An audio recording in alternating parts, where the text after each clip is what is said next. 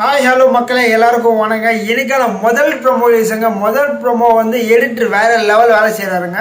So ஓப்பனாக சொல்லலாம், big pass ஷோவில் எடிட்டிங் எப்படி பண்ணுறது தெரில, பட் விஜேஎஸ் மட்டும் பயங்கரமாக ப்ரொமோ செம்மையாக எடிட் பண்ணுறாரு, செம்மையாக இருக்குது. ஸோ நம்ம அண்ணன் சேதனை வந்து நீங்கள் வந்து வெளுத்து வாங்க போகிறாருன்னு தெரியுது. ஸோ யாருன்னா அந்த காதல் ஜோடிகள் இருக்காங்க, காதல் புறாக்கள், அவங்களெல்லாம் ரெண்டு பேருமே வெளுத்து வாங்க போகிறாரு. ரொம்ப கிளியர் கட்டாக தெரியுது. ஸோ இன்னைக்கான டோஸ்ட் வந்து வேறு லெவலாக இருக்கும் அப்படின்னு நான் நினைக்கிறேன்.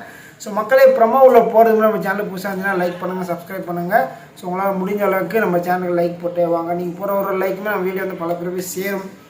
ஸோ அண்ணன் என்ன சொல்கிறாருன்னா, முதல்ல வந்து நம்ம என்ன தான் டாஸ்க் வச்சு என்ன தான் இவங்களை ஒரு கேரக்டர்லாம் கொடுத்து இவங்களை வந்து பிரித்து வச்சா கூட இவங்க வந்து தேவைப்படுற இடத்துல போய் சேர்ந்துடுறாங்க அப்படின்னு மாதிரி சொல்லிகிட்டு இருக்காரு.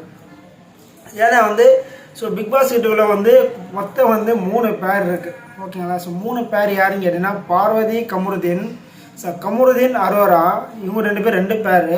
அப்புறம் வியானா மற்றும் எஃப்ஜே. ஸோ இவங்க ஒன்று 3 பேர், மொத்தம் 3 பேர் இருக்காங்க. ஸோ இதை தான் வந்து அண்ணன் நீங்கள் வந்து வச்சு வாங்க போகிறாரு அப்படின்றது வந்து ரொம்ப தெளிவாக நம்மளுக்கு தெரியுது. ஸோ இது வந்து எப்படி இருக்க போகுதுன்னா வந்து வேறு லெவலாக இருக்கும் அப்படின்னு நான் எக்ஸ்பெக்ட் பண்ணுறேன்.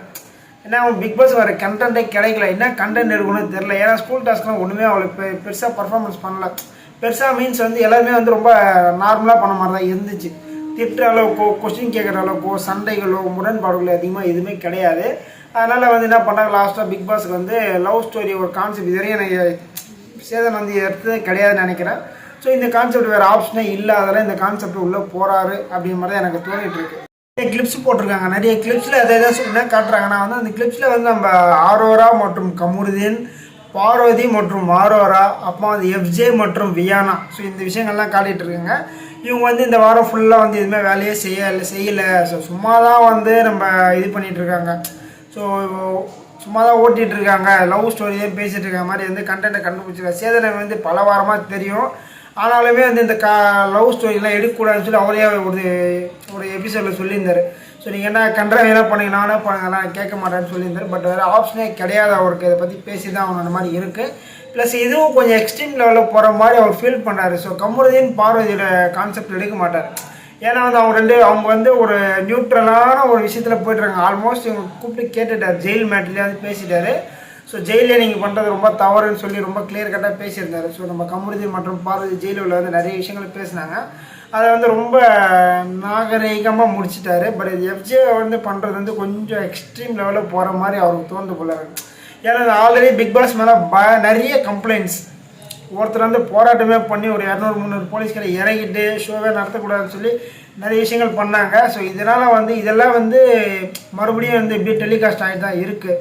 அதனால் வந்து இது வந்து இப்படியே லைட்டாக முடக்கணும்னு பிளான் பண்ணுறாங்களா எப்படின்னு தெரியல. அதனால் வந்து சேதனானிக்கு வந்து எஃப்ஜே மற்றும் வியானா வந்து வெளுத்து வாங்குறதுக்கெல்லாம் வாய்ப்புகள் அதிகமாக இருக்குது.